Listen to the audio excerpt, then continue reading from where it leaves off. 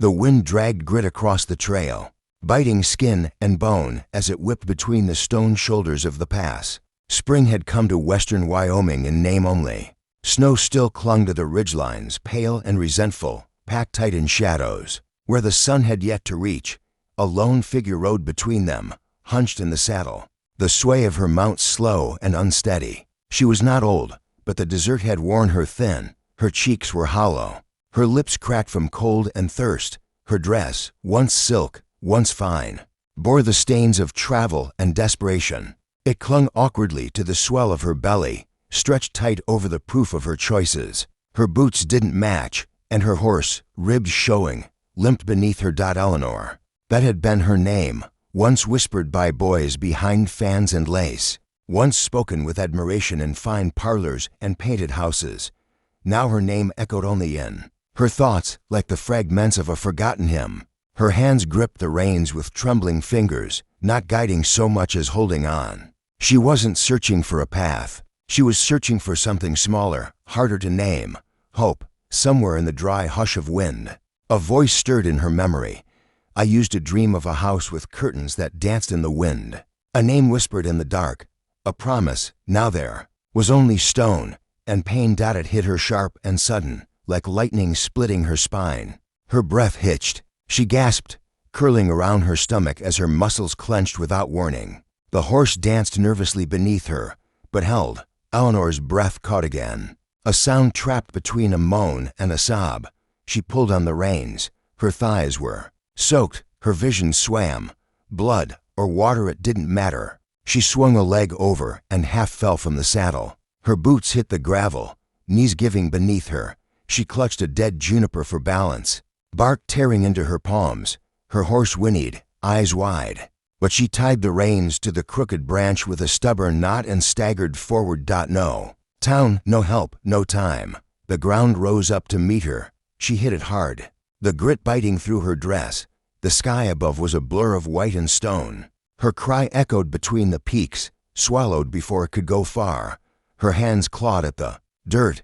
Her knees splayed beneath her, dress rising, modesty long forgotten. Her body wrenched open. She screamed again, but only the mountains heard. Blood soaked the earth beneath her, warm and bright. She bore down through the pain, teeth grinding, hands splitting at the nails. Then a new sound split the cold, a cry, high and thin and alive. Eleanor collapsed back against the trunk of the dead tree, her arms wrapping around the slick, shivering child. She tore her dress and wrapped the infant tight, her body trembling with every shallow breath. Her eyes fluttered, her strength slipped away. She whispered something the wind alone would remember. Then her eyes closed, her world narrowed to heartbeats hers. The child's, the hush of wind between rocks. Then hoofbeats. Slow, deliberate. Only one horse. A shadow crested the ridge, silhouetted against a bruised sky. A man sat astride a black horse, wrapped in a long, weather-worn coat. He didn't call out. He didn't ask questions. He looked down at the woman in the dust and the blood, and the small body pressed to her chest. Then he dismounted. He knelt beside her. No words, just movement, calm, careful. He unfastened a heavy pelt from behind his saddle and wrapped it around the child. Then he gathered Eleanor's limp body and lifted her with surprising gentleness. Cradling mother and infant both, she stirred once, murmuring, arms tightening instinctively around the child. The man mounted behind them, one arm securing her, and turned the horse eastward off the trail, into the trees where the moonlight scattered like breath on water. They rode through the night, not a word between them, the hush of hooves, the rustle of pine. At dawn, they reached a pine grove tucked between the ridges, where a small cabin leaned against the earth like it belonged there. The logs were rough-hewn, the chimney stone, the trail to its door barely a trace in the moss. He dismounted, lifted her again, carried her inside. The cabin was spare, but cared for. One cot padded with bundled grass, a fire laid but unlit, a clay pot half filled with snow. He laid her down, tucked the fur around her and the baby, then knelt beside her. He worked quietly, warmed water, crushed roots, strips of deer hide. He cleaned the blood from her legs, the torn skin at her hips. His face never shifted, but his touch was gentle, precise. He poulticed the wounds, wrapped her again, stirred the fire until it glowed. Through it all, Eleanor didn't move except for one hand, always on her child's chest. He let it stay. Light came slow through the cracks in the cabin wall. The kettle hissed. Pine needles rustled outside. Eleanor opened her eyes. The baby, pink and swaddled, lay tucked beside her. Across the room, the man sat at the hearth, grinding herbs. His dark hair hung over his shoulders, bound by a leather tie. He didn't look up. She tried to sit. Pain flared in her hips. He noticed, rose, brought her water without a word. She drank. "Why did you help me?" she asked softly. He stirred the pot, didn't look back. "Because you didn't cry for help." She blinked. "Maybe I was too tired." He paused, then glanced over his shoulder. Or maybe too proud. She studied him. The cabin was bare. No tokens of a wife, no child's belongings. Just the things a man needs to survive and nothing more. "Do you live here?" "Yeah." She waited, but he offered nothing else. Then he turned and sat on the floor, a few feet from her. "Nathan," he said. Her gaze lingered. "What does it mean, leader, Apache?" He said it flatly, without pride. She looked down at her baby, who was rooting gently. "I don't know your story," she said. He nodded. "And you don't know mine." She let the child latch, the rhythm of life finding its way back into her bones. That's why it might work. For a moment, something soft flickered across his face, a ghost of a smile. Then silence returned, easy and full. Days passed slow, wrapped in pine and wind. Eleanor healed by inches. First she sat without pain. Then she walked. Her body still ached, but less with each step. The worst was behind her, at least the part with blood and tearing. Nathan moved through the world like smoke. He never hovered. He simply appeared when needed, returning at dawn with rabbits or grouse, skinning them by the stream, cooking with herbs he crushed smooth on a flat stone. He patched the roof, restacked wood, checked snares. His quiet wasn't cold. It was spaced out. At night, Eleanor sat near the fire, her baby tucked to her chest, watching him. His hands were rough, scarred, not from war, but from living, from work, from use. One night, her voice broke the hush. "They called me a disgrace," she said. Nathan looked up from the snare hook he carved. A ruined daughter, a stain on the sheets of a good name. Her tone was calm, but hollow. "I left a house with 3 floors and a piano I never got to touch. Left it for someone who said he loved me." She paused. "He was the son of a merchant, Mexican, gentle eyes. Promised we'd start over out west. He said he'd meet me after midnight, and we'd ride out together." She laughed once, sharp, bitter. "He never came. I waited until dawn, rode to his village. Took a day. I was sure something happened. But he was fine, standing in the courtyard, hand in hand with another woman, his mother's choice, from San Antonio. Pretty and clean." Nathan's eyes didn't waver. He saw me, looked right at me, didn't flinch, just nodded like I was smoke on the wind. The fire popped. A coyote howled far off. "Do you hate him?" Nathan asked, voice low. She looked down at the baby asleep against her. "No. I hate myself for thinking he was more than a boy in shiny boots." Nathan's shoulders softened a little, barely visible. "He feared his mother," Nathan offered. "Then he should have married her," she muttered. Silence again. But this one felt earned, shared. She looked across the fire. "What about you? Where's your family?" He didn't speak for a long time, then just said, "Gone." "The army?" He nodded once. "I'm sorry." He didn't respond. "Why do you live out here alone?" she asked. He stared into the flames. "Because it doesn't ask questions." She nodded. "They sat like that to people from different worlds, bound by the fact they no longer belong to the ones they left behind. I haven't given him a name yet," she said, glancing down at the baby. Nathan rose, stepped to the hearth, dropped sage into the fire. Smoke curled between them. She looked at him through it. "Do names always come before stories?" "Sometimes they come after," he said. "When someone survives long enough to earn one." She smiled. Not big, not bright, but real, and for the first time, he smiled back. They left the cabin just after dawn. The light was soft, the sky the color of copper washed in ash. Nathan saddled the horse with fluid, practiced motion. Eleanor watched him, leaning on his steadiness more than she'd admit. She wrapped the baby close using an old strip of linen, tied her hair back with fingers that still trembled not from cold, but from something that hadn't yet loosened its grip. They didn't speak of fear, but it rode with them, tucked behind Eleanor's ribs. The hooves on dirt echoed steady, but her heartbeat didn't match. She felt her child breathe against her skin, small and safe. That was enough. The settlement came into view, small, scattered. A rail line ran through it like a scar, its steel catching the sun like a blade. It began with a careless remark, a throwaway line I delivered without a second thought. We were nestled on the couch, half buried in blankets, lost in the lull of a Netflix binge. He had just teased me about my chronic habit of leaving the toothpaste cap off, that usual playful jab that colored our evenings. With a smirk, I fired back, "Well, maybe I'll just leave for good. No more toothpaste fights." I laughed, expected him to laugh too, for us to move on as always. But his smile faltered. For a heartbeat, his face went blank, expressionless, unreadable. Then he turned away. The rest of the night played out in a slow, aching silence. I assumed he was tired, distracted, maybe just caught up in his own thoughts. We'd exchanged quips like that 100 times before. Why would this be any different? I didn't press him. I thought it was nothing.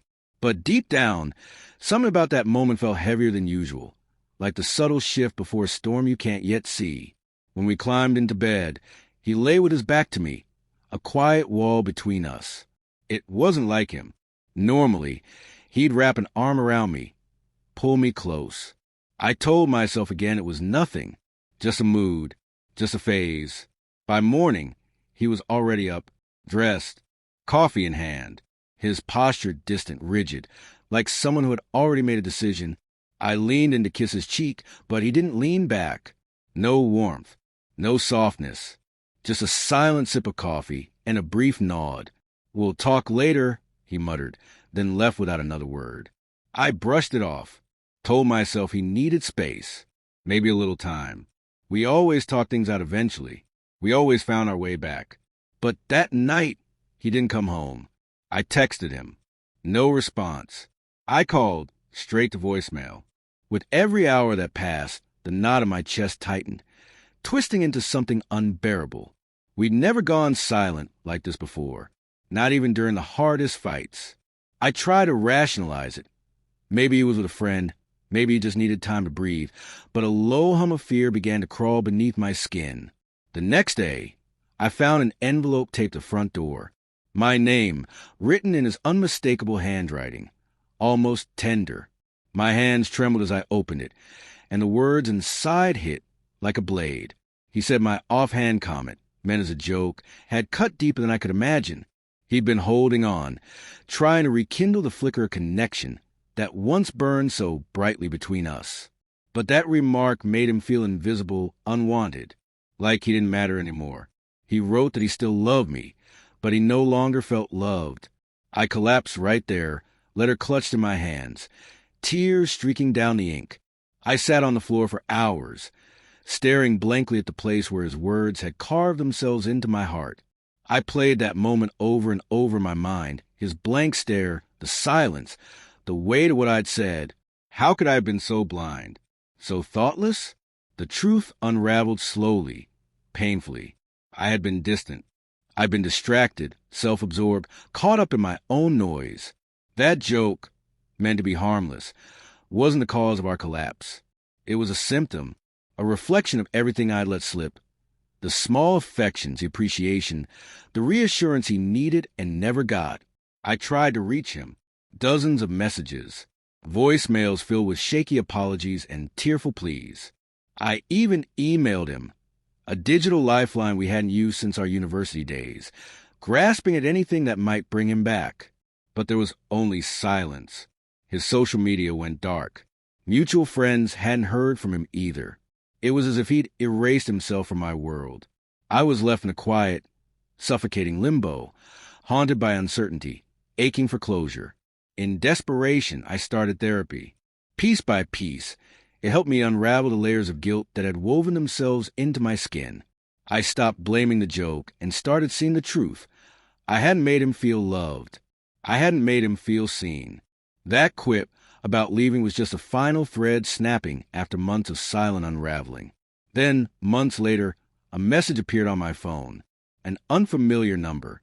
One line, "I hope you're doing okay." My breath caught. Tears welled instantly, a mix of relief and heartbreak. So sharp it felt like drowning. I didn't know what to say. I wanted to pour my heart out, to beg for another chance. But fear held me still. After a day of pacing and agonizing, I wrote back, "I miss you. I'm so sorry." What followed were a few cautious exchanges. Gentle, guarded, like two people trying to navigate a bridge that once felt familiar, now foreign. He told me he'd moved to a new city, focusing on starting fresh. He didn't mention if there was someone else. I didn't ask. I couldn't. I wanted to scream that I still loved him, that I was ready to do the work, to rebuild. But the silence between our words told me what he couldn't say aloud. He wasn't coming back. Our conversations faded, not abruptly, but slowly, like sunlight disappearing behind clouds. No sharp goodbyes, just a gradual softening until there was nothing. It's been nearly a year since that night on the couch. A year since I let my own words shatter the man I loved. I've tried to move on.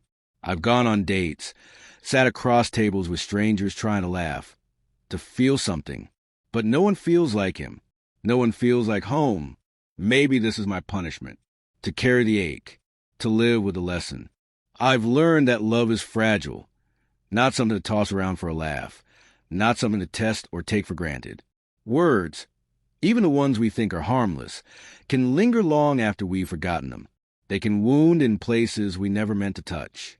Now I weigh my words. I choose tenderness over sarcasm. I hold people closer, even in jest, because I know what it's like to lose someone. Not in one grand, dramatic moment, but in a single breath you never thought would be your last together. Love, I've learned, isn't loud. It's quiet, constant, and it deserves more care than I gave it. Then came the HOOFBEATS. Fast, close, not one horse many. Dust rose before she saw them. 6 riders broke the tree line, men with rifles strapped to their saddles. At their center rode a man whose beard was streaked with silver, his eyes cold and glassy, painfully familiar. Miguel's father. Behind him, the others sat silent, hands resting close to their weapons. Nanton stepped from the cabin. He moved quietly, calmly, but positioned himself between Eleanor and the riders. The older man removed his hat, not with respect, but out of habit. "I've come for the boy." Eleanor didn't move. "You've come late." His jaw clenched. "That child has Lopez blood. He belongs with us." "He doesn't belong to anyone," she said, stepping forward. "You're living like an animal." One of the others snapped, raising him in filth. With a savage, she didn't flinch. Saul stirred in her arms, but did not cry. "We'll give him a proper name," the man insisted. "Schooling, a Christian home, a real life. We'll raise him right." Nanton stood, silent, a shadow waiting. Eleanor stepped down into the dirt, barefoot, barefaced, fearless. "I already gave up everything once," she said, her voice steady. "My family, my home, my name." She looked the man in the eyes. "I won't give up him." The clearing held its breath. One rider shifted, his hand drifting lower. The leader's voice turned sharp. "Don't make this harder than it has to be." She raised her chin. "You made it hard the day you raised a coward." A tremor in the air. 2 riders moved. Nanton's hand drifted toward the knife at his belt. And then one man drew a gun. Eleanor didn't move. She stepped forward, placed herself in front of Saul, her voice clear. "If you want him," she said, "you'll have to shoot through me first." Silence. Even the wind held. The man's hand trembled. The leader didn't speak. The riders, one by one, looked at each other. And then, with the reluctant weight of retreat, they backed away. No gunshot. No farewell. The older man looked back once, gaze hard and confused. He hadn't been moved. He had been defeated. He turned his horse and rode. Eleanor stood in the dust. The baby pressed close, Nanton at her side, and the sun warm on her shoulders. She had nothing left to lose, and because of that, she had everything. Asterisk the others followed without a word. Within a minute, they were gone, just dust and hoof beats fading into the trees. The clearing exhaled slowly, like it had been holding its breath too long. Nanton stepped beside Eleanor.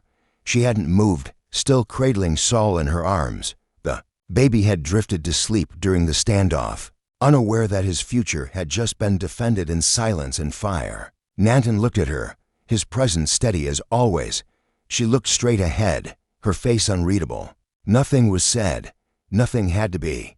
They left before the dawn had fully broken, not in haste, but because morning light told too much truth. The sky was still a pale bruise of night when Nanton saddled the horse, his hands sure and quiet, every movement done with the kind of calm born from knowing when it's time to let something go. Behind them stood the small cabin they had borrowed for weeks, its door hung open, the hearth cold.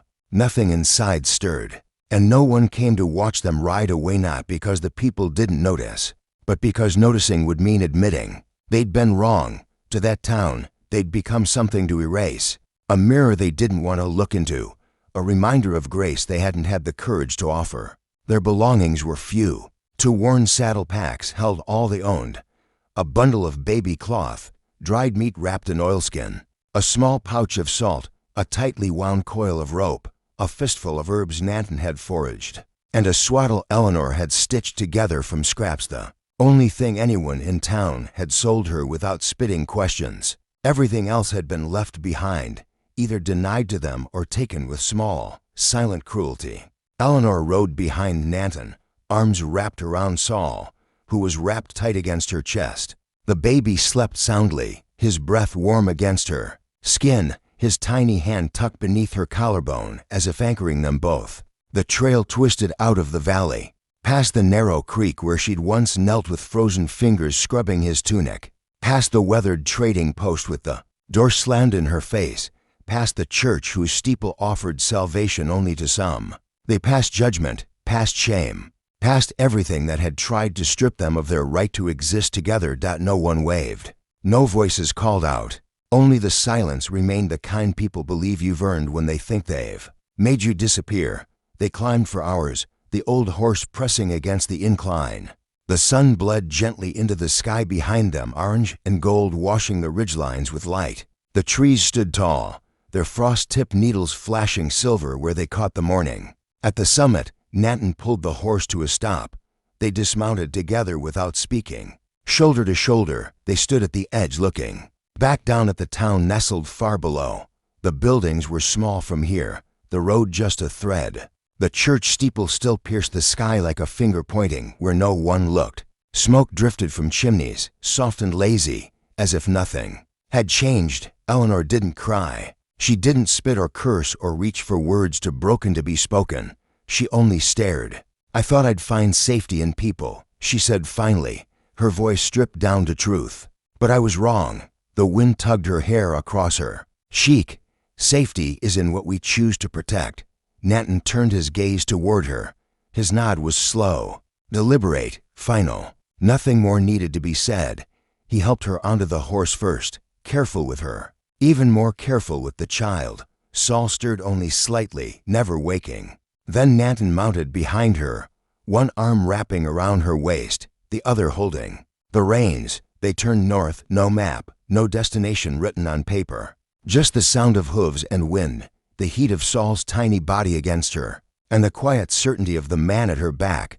For the first time in so long, Eleanor did not feel alone. They found their place where the forest opened wide and wild into a clearing of high grass and still air. The trees stood like guardians around it, and a cold, clear creek sang its song over smooth stones. The wind here did not shout, it whispered. It carried no judgment, only memory. It was not land they bought, it was land they listened to here. They built not from timber alone, but from choice, from grit.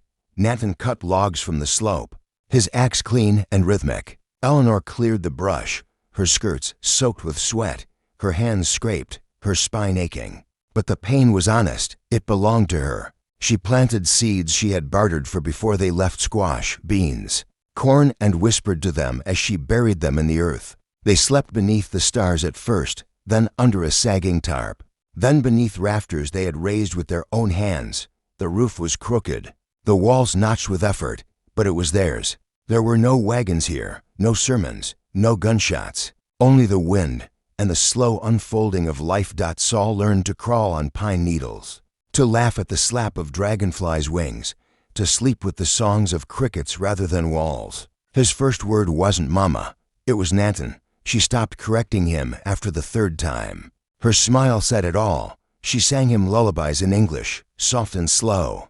Nanton taught him signs and Apache words for river, fire, sky. He was both. He was neither. He was more. Each night, after Saul fell asleep curled beneath buffalo hide and patched blankets, Eleanor and Nanton sat by the fire, sometimes silent, sometimes speaking in slow, careful sentences.